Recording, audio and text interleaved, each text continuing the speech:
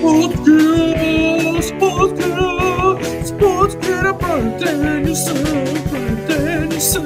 Bryan Danielson, Triple H, and possibly Charlotte Flair. We're talking about all of them. It's Sportskeeda Wrestling here on a Monday afternoon. Once again, I'm Kev Kelm. That is Nick over there in Sacktown, Sacramento, California, the home of the A's, the Athletic A's. They're not from Oakland. That's a whole another baseball story. Is Bryan Danielson retiring? He will be in the ring this weekend for All Elite Wrestling, where he has been for the past few years. He is inarguably one of the greatest wrestlers of his generation, if not the greatest wrestler. We'll be talking AEW All In on today's episode. We'll be talking, is WWE listening to fans, and how are they actually listening to fans? Yes, we can tell you they are. And that's an interesting story as well that kind of got this level of attention that I'm shocked at, that I'm very, very surprised by. We'll talk about that. And plans for Charlotte Flair to return to WWE. CM Punk blew up the internet over the weekend. We'll talk about that. But let's get into the story here. And before we do, reminder, you can play BrainBuster every single day at sportskeeda.com. Great game. I got to plug this, by the way, a week or so ago on SiriusXM's Busted Open. Shout out to producer Paul there and Dave LaGreca and Tommy Dreamer for playing that with me. You can seek that episode out. They had me on for a good chunk of time. I got to talk some wrestling too, so it was fun. So if you're a SiriusXM listener and you're a part of the nation, welcome to also check out Sportskeeda Wrestling. So if you're live, want to hear from you guys. Want to hear your take on everything. So how you doing, Sunglass Guy? How are you doing? How are you doing? Want to hear from you guys. So definitely go check out BrainBuster. Plug. So Bryan Danielson getting a lot of attention over the weekend. We'll talk about CM Punk and the WrestleMania challenges he's slightly hinted at, and those different things he did at Fanatics Fest where WWE was quite popular. But obviously, big week for All Elite Wrestling. They're going to be doing a stadium show. The biggest non-WWE wrestling show of this calendar year will go down, and he will be on it, taking on Swerve Strickland for the AEW World title. He's been with AEW now for about 4 years. Mm-hmm. He's had some injury issues. He had injury issues that forced him into retirement almost 10 years ago. And then he came back to WWE. He decided creatively he was kind of hitting a wall with them. Did a WrestleMania and didn't feel special about it in the main event. And then left for All Elite Wrestling. But still, he's a guy who loves the craft of wrestling. Came back to wrestling after a career injury. Is he retiring? Because this whole situation, I'll lay it out. But what do you think? Is this it? Because it's a career-threatening match. He either wins the title against Swerve or he's done. I don't think that this is going to be the end of his career. I think he loves wrestling too much. I do think we maybe see him take a hiatus. Maybe he loses and he goes to a different company. Okay, so you're saying he loses. I am calling that he's losing. I think that's Swerve Strickland will retain. We'll run down the whole card for AEW All In. Big stadium show, too, by the way. I think people are sleeping on that factor. Yes. But he spoke to Fightful Select, tip of the cap, Sean Ross Sapp, and everybody over there, saying the final countdown is here, and his contract expired with All Elite Wrestling on August 1st. He has not extended that contract. So you have a guy who's working without a deal right now. Obviously, he's not wrestling for free, but he's working for this. And he doesn't look at his phone very much, but will always answer for Tony Khan, the president of AEW. He said he will, quote, explore options when the time comes. So obviously he's not there because he's committed to this match. He said his priority after finishing an in-ring run would be to get his neck better. He's had neck issues throughout his career, contributing to the concussion problems, orbital bone breaks. He's had a lot of very serious injuries. Yeah. And so, this is a guy who's not a spring chicken, who's never supposed to wrestle and then did. And he said at a different point in his life, he said, he mentioned a bunch of different things about being on the disciplinary committee of AEW and all the backstage issues. He was supposed to be like a governor of that. But, he says this would be his last year as a full-time performing wrestler. Yeah. Didn't say he was going to retire. But he's also been somebody who's saying that, he wouldn't lie to fans about when he was done. But I also think he's a worker. I think he's a guy who does not want to stop wrestling. He's also joked about the idea that I will be old and I will crawl out of the ring. I will wrestle as long as I humanly possibly can. I'm more on the side of that. I know he gives wishy-washy statements, but he also said, quote, the last contract he would ever sign. expired at the beginning of August. But is that his? He said he wants to be around his 2 young children. So it's very I wouldn't say wishy-washy, but I mean, like, it's not very clear. No, but he also, in a separate interview, BBC Sounds, this is a quote, this made the rounds today. He says, "I'm very much at peace with it if he retires. If I wasn't at peace with it, we wouldn't have done that. So he wouldn't have done the angle of teasing retirement if this is indeed his retirement. But I also think I've been wrestling 25 years at this point. To me, it's not now or nothing as far as winning an AEW World Championship." All right. I think he's done enough in wrestling that if he did walk away, it'd be okay. He's proven himself. He's had some of the top matches in history. If he walked away, it's okay with me. I would be sad because so many memories growing up watching him, over the last few years and everything too. But I just don't see him fully walking away now. If he's going to be a part-timer, can that work well in AEW? Or yeah, it can. I mean, and if he wants, but he's also alluded that he really likes being there, and I can tell you, I was in a room at a press conference where, despite all of this was all out after CM Punk was fired, and you had them going rah rah rah after this great show. By the way, it was a great show where he had a really really good match, and he's out there with a bandage around his head. Goofing around, and you have Tony Khan saying to his father and revealing this, that if somebody needed to run this company, I couldn't do it, it'd be you. Yeah. So, I mean, it's a big position to be in. That's a lot of resources. It's a lot of responsibilities. That's something he wants. He's somebody that had more responsibility of just being a headlining performer. He was going to be there here. Why am I crying? No, I'm having my allergies are really, really bad right now. So that's not crying. We'll do the Dr. Evil thing, right? I don't know. I got dust in my eyes right before we went live. It's the worst. But obviously, this prompts a question. Got a lot of people in AEW going, "Hey, I'm going to get out of here and go to WWE." That's the talk, right? The Lucha Brothers have reportedly gone that direction. We talked about that in last week's show. That was the talk of the wrestling world. You have Ricky Starks reportedly thinking about it. You have other names in the company saying that would be a possibility.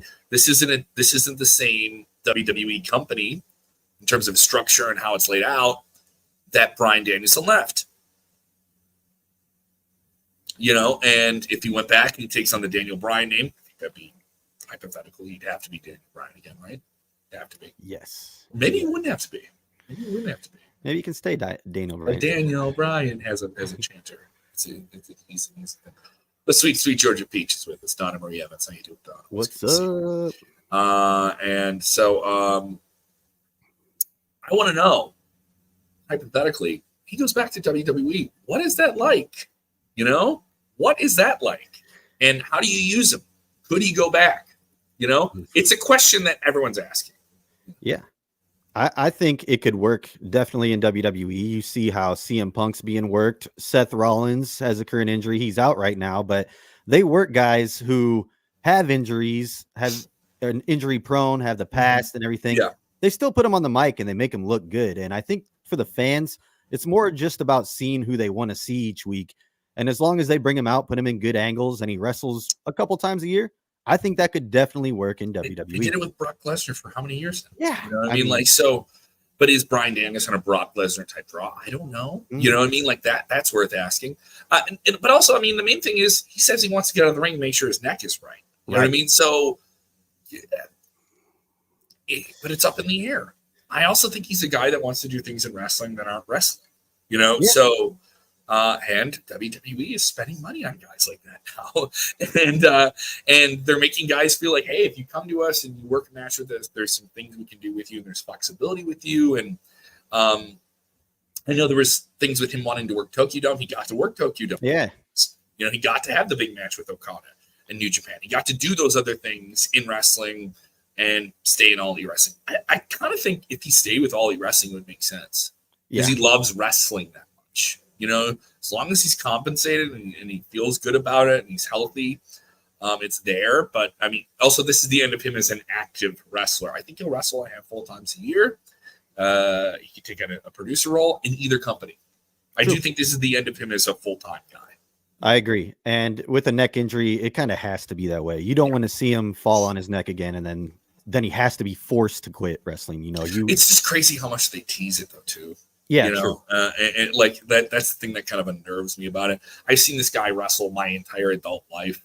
I saw him get his orbital broken, his eye socket. I saw him get it broken in a ring. And another match, I saw him separate his shoulder, dislocate his shoulder. It was a Ring of Honor match. I want to say about, it's like 2008, 2007. Wow. Him and Cole Cabana were going to do an hour. So it was an Iron Man match. You already know you're getting an hour. And 2 or 3 minutes into it, separates his shoulder. And he's got to work an hour. That's crazy. He's got to bump and move and grapple and do all these things with one arm. And that was before the neck issues. That was before the concussions became a big thing with him. That was, everything else he went through. So it's a lot there. Zach saying, "What's up? I think Bryan might retire." It's a possibility. There's a lot up in the air with him, and maybe this is just them trying to stir the pot and gain as much interest as they can for Wembley, is having some. But a lot of people think this is just he wins the title. He has to win the title, and he just defends it as like a really elusive champion. And AEW has a lot of champions. They have a lot of champions. Yeah. So you can have him have the title and not be there all the time. True. Yeah, it's an interesting situation here. Well, more from Jose. He says, I think if Bryan Danielson were ever to go back to WWE, he will need to training a lot more to get back with WWE and start like wrestlers like The Miz and CM Punk and others. Oh, he looks great already. I mean, for all the injuries and all the issues he has that are apparent that he works with, he's a guy who's clearly proven he can work with an injury if it's not too severe, and is a master of that. I do think there's a chance. I also think him working in NXT would be a great thing, but that'd be cool. I don't know if he wants to move to Florida and stuff. Right. A lot of fun matches he could do there too. Definitely. A lot of fun. Seth Rollins is a possibility. It would be great. Him and Finn Balor had matches way back in the past. That would be fun stuff. I'd like. So I don't know. It'd be good. Yeah, I was at SmackDown when he announced he was coming out of retirement. One of the best speeches of all time. Nice. The I fight for, if you fight for your dreams will fight for you. Oh God. Yes. Right here. Bryan Danielson, one of my favorite wrestlers. I'm sorry, just a little in my feels there. It's okay. Donna wants to know, is Priest and Rhea going to form a new take on then the Judgment Day? Yeah, the Judgment Day thing. I just did a 43-minute voiceover that just kind of recaps everything Judgment Day up to this point. That took a long time to do. And there was a lot of debate last week about them changing their name. Finn Balor internally reportedly pitched the new name Street Trash, but that's going to be worked into this new group. I think that this is the new Judgment Day. This is the Judgment Day you can boo. The other Judgment Day was the Judgment Day you could boo, but then you just got into the story. And now you're like intrigued.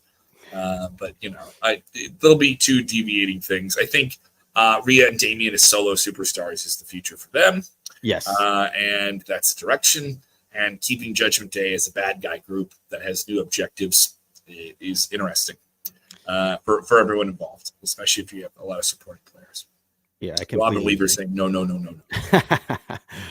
Not a Danielson fan. This is an interesting question. We're talking about AEW Allin that is going down this weekend at Wembley in London. First of two big pay-per-views are going to be doing here in the next couple weeks. Timmy Landis, do you think Becky Lynch, who is not reportedly under a contract with any wrestling organization and just wrapped up with WWE a little while back, do you think she goes to All Elite Wrestling this Sunday? That would be crazy. If she is coming out, I would expect her in the Mercedes Moné Britt Baker match, maybe to do a little interference, or after the match, make her face known. Yeah, I'm here. The man is here in AEW now. But it would be crazy. I don't see her going to AEW still. I still think that she's a WWE lifer. Mm-hmm. But if she shows up at AEW, that's going to get the wrestling world going crazy. They're going to lose their minds. And if she shows up, this would be the place to do it. This would be the place to do it. This would be the special thing that you give to fans that bought the pay-per-view. All right, you bought the pay-per-view. Mind you, they're selling pay-per-view. They're not selling streaming service, all right? So you give them something they didn't know they were going to get. That means a lot more, I think, when you're asking for a lot more of a hard transaction for one show, right? Yeah. And especially when fans are so conditioned differently with WWE and even Honor Club, and stuff like that too. Yeah. That AEW has under the banner. So it's interesting how this is going to play out. I'm on your side of it as well. I don't see her doing it. I see her signing a better, longer term deal with WWE. But just never know. What if? The what if of it is through the roof, and lay it all out. I know we were going to stay on topic here, but that's an interesting scenario because there's a lot more new matches for her. Oh yeah, and when she went and did NXT, she really liked having new matches. That was the thing she enjoyed. She loved the idea of building people up. She built up Lyra Valkyria, excuse me, and and you built up some new names. Some new names for their work. I'll get into the questions. So I'll try and get through these as soon as I can. Is WWE listening to fans? I know, a silly question. They listen to fans all the time. They're deeply engaged in social media. But some stories have been making the rounds here of Triple H just giving a scroll through Twitter while in the gorilla position, the WWE kind of broadcast control position. As the head of WWE Creative, he will look at Twitter during the show. And I guess that's a shocker to fans that are on Twitter and on social media and active on those things and involved in those conversations like you and I are. But to me, it isn't, but I also don't think he spends, I got to spend a whole commercial break looking at this. Right. No, it's interesting. I mean, I'm glad that they're looking as they should be, but maybe all those WWE fans that are on the internet and Twitter who are trolling, maybe they'll rethink what they're saying or now. Trying to get some attention, you know what I mean? Or they just want a reaction to their tweets and stuff like that. Right. Yeah. But so it's just an interesting scenario. We will cover about a big name returning to WWE in the next few minutes. If you're just joining us, that's coming up here in a little bit. We'll also run down the AEW Allin card before we get out of here. Someone who got a lot of attention is WWE superstar CM Punk. He made the rounds. Fanatics Fest went down this past weekend in New York City. Got a lot of attention. WWE superstars sold out their autograph sessions. They were the big attraction. Not to say there weren't big names there. There were a lot of them. WWE gave away a lot of commemorative championship belts with sports team logos to popular athletes. That was a big thing. But something that was noteworthy for wrestling fans are the things that CM Punk said at his Q&A panel. He was interviewed basically in front of a live crowd, which I think are the best part of these fan convention events, is you get to see a live conversation with someone. And I think those are a little bit more compelling than autographs, but I know people love autographs. In that conversation, CM Punk talked about plans for WrestleMania 40. And this is a guy who didn't get to work at WrestleMania since he came back to WWE. He's really big about wanting to work on another WrestleMania, wanting to headline a WrestleMania. And he basically alluded to the idea of, hey, Stone Cold, one night with you, Rock the next, let's do it. And he knew what he was doing. He knew he was just going to get people freaking out. And he got people freaking out. And the internet runs away with it. This is an ooh wow moment. Yeah. If I was there, this is an ooh wow moment to read. But off the surface, I just don't know if you're going to get CM Punk versus Stone Cold one night. Maybe get one of them. Maybe get a face-off. But he also alluded in the same kind of conversation that the match with Austin kind of came and went. That doesn't seem like a thing. And that Austin had a great return. That he would have to have another return. This would have to be another last match for him. And he had a great last match with Kevin Owens. He was there. I know some people were vaguely critical about it now, but I like it. I'm of the point that I thought it was good. Yeah. Any possibility? People already asking us about any possibility of a main eventing WrestleMania 41. I'm going to tell you, I think he wants to. Yeah. Sunglass guy for asking there. What do you think of this whole situation?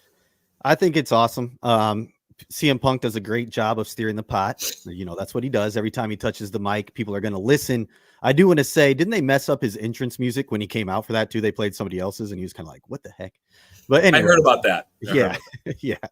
But, him challenging Steve Austin, it does nothing more than just move the needle. But I would love to see that match. I think that they would be great. But I do think if he can do it, they can do it. If Austin feels up to it, right. And you have to work it. You have to work a very specific type of match. Like it's got to be very, very clear what it is and what it isn't.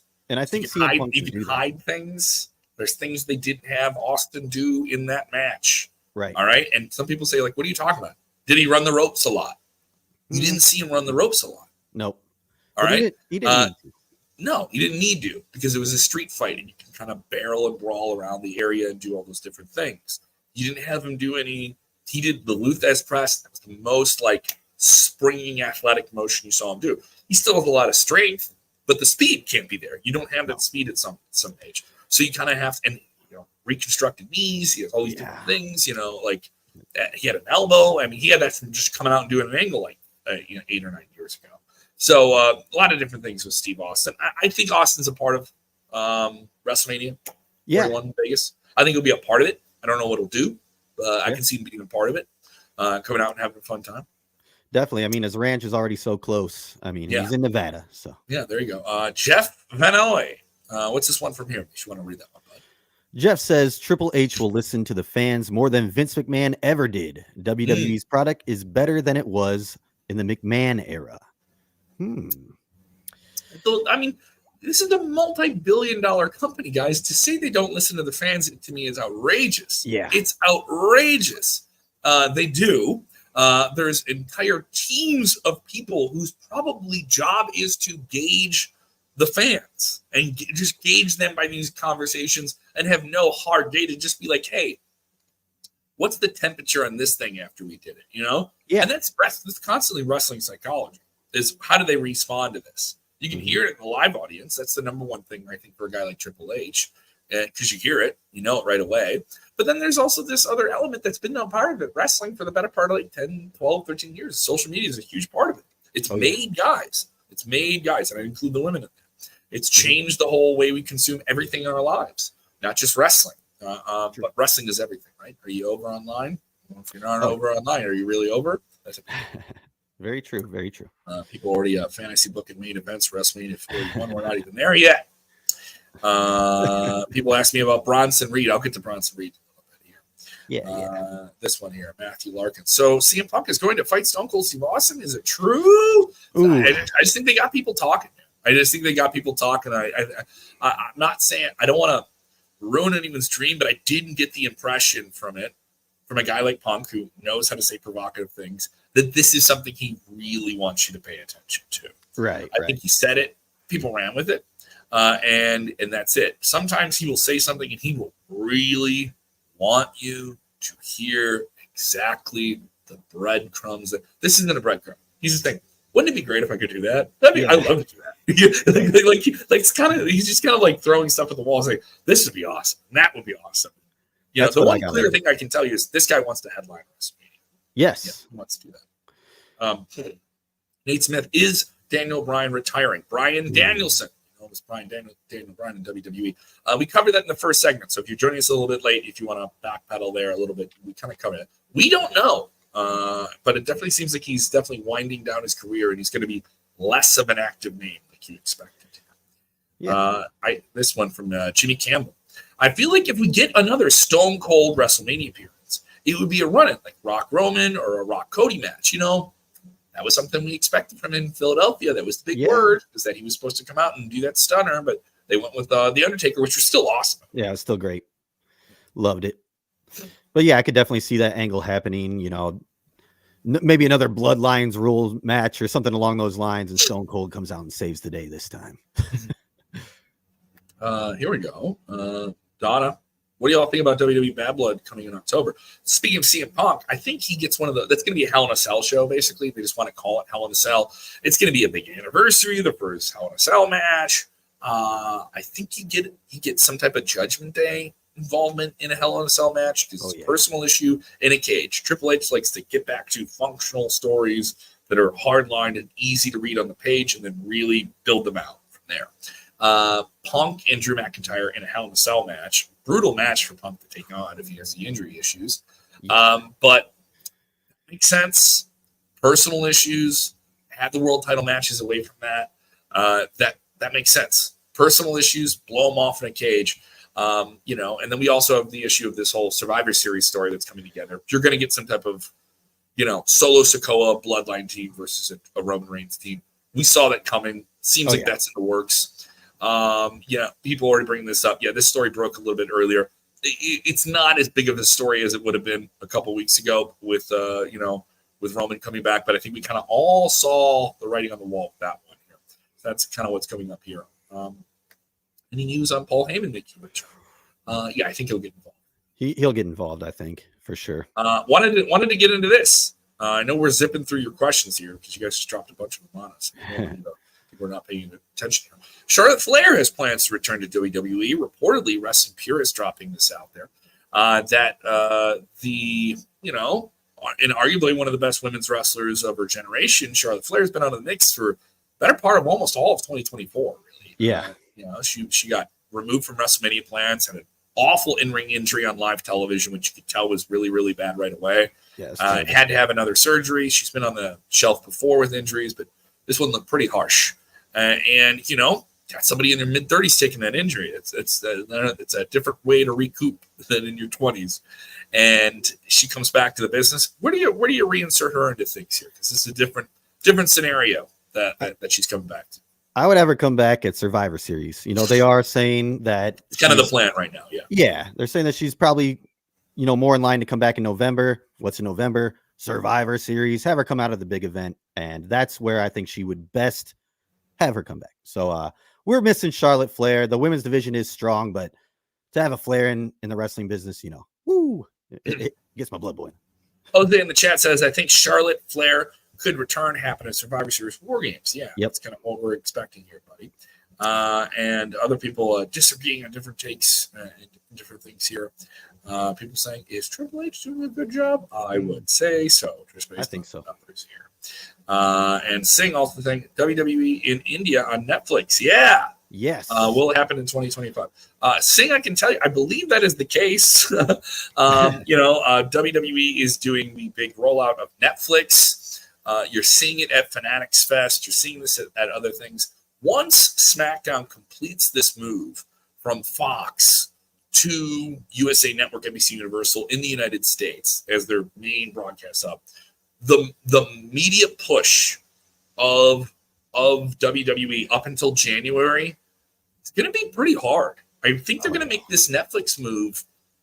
People are going to get really annoyed hearing the words WWE Raw on Netflix. That's for us in the United States and North America. But in Canada, everywhere else in the world, India included, WWE will be on Netflix. And you will get Monday Night Raw there, and you will get your premium live events. Peacock will stay with the back catalog, the WWE Network, if you will, and the premium live events. They'll stay on Peacock through 2025 and into 2026. That's a deal. My assumption is, though, is that we'll all move to Netflix, though, by the end of 2025. Yeah, I think that's where it's going as well. But this is a great move. People worldwide are going to get more. They're going to be able to access WWE more easily. And I just love the move to Netflix. I've been a Netflix subscriber for years, so. You never dropped it, came back. You never did the churn burn. I definitely did that a few times for sure. But Devon saying All In week, baby. Yeah. So let's get into that. All In is going down this weekend. Big show, time difference. You gotta plan for the pay-per-view. Mm-hmm. Obviously, this is a show that last year was the biggest show that AEW's ever done.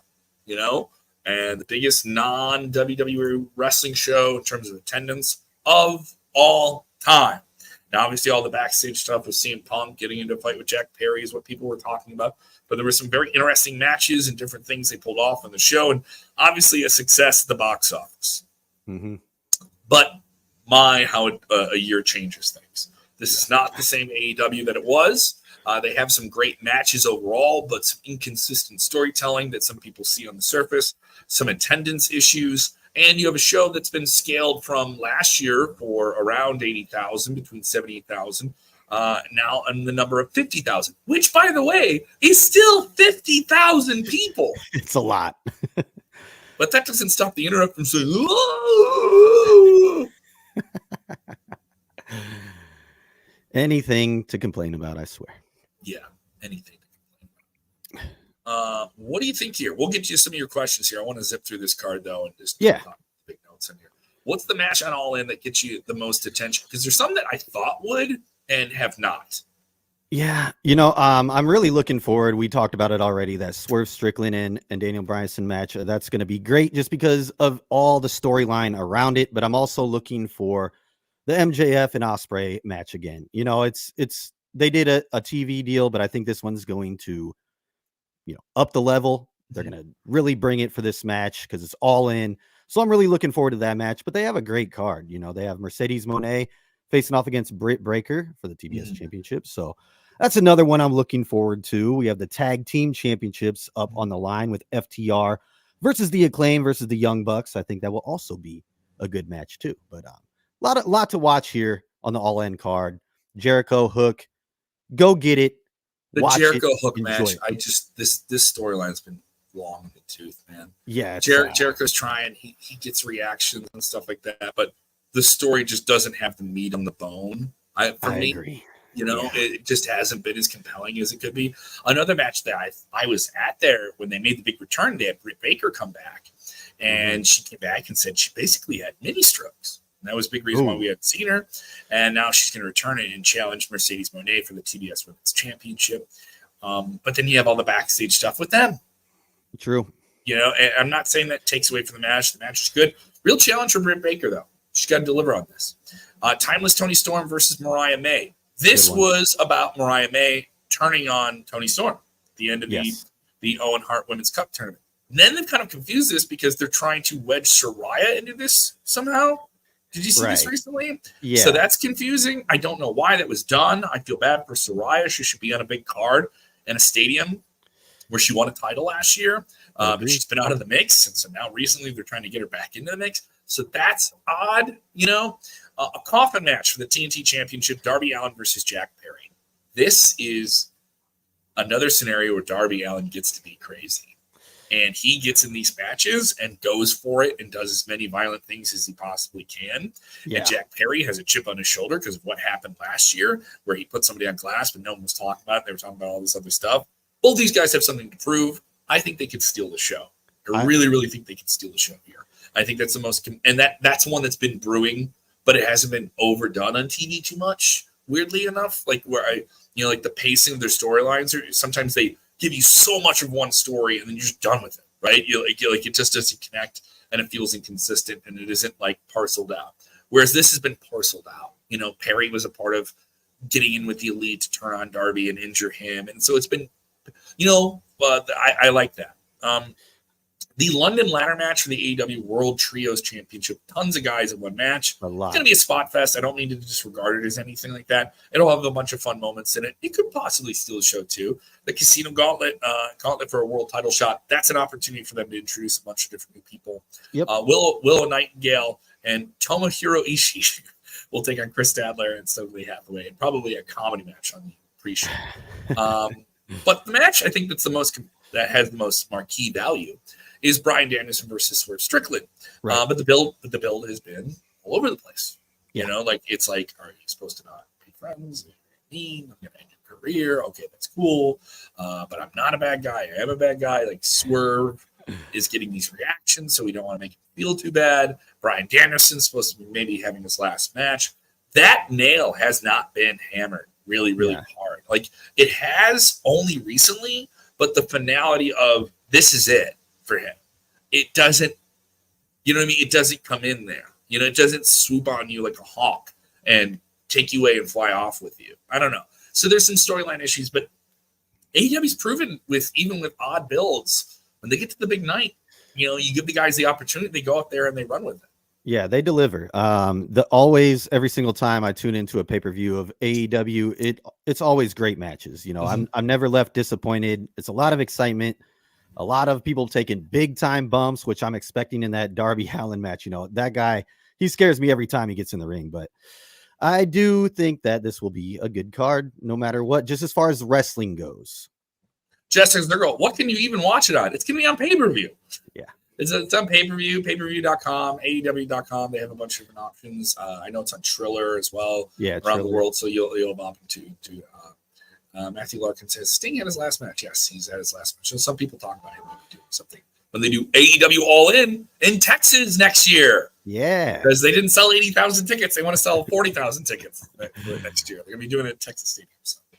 It's kind of crazy. Zipping through some questions. Timmy Landis before we wrap up here. Do you expect Brock Lesnar to join Paul Heyman and Roman Reigns for War Games? Wow. That'd be crazy. That'd be crazy. They really wanted to reintroduce Brock Lesnar despite all the stemming legal issues with his name just being associated with the entire unfortunate Vince McMahon situation. Will the Hurt Business be at All In? That's a possibility. The Casino Battle Royal would be where you would do that. If you wanted Bobby Lashley says he's going to keep wrestling. The word is that he is done with WWE and he's going to keep wrestling.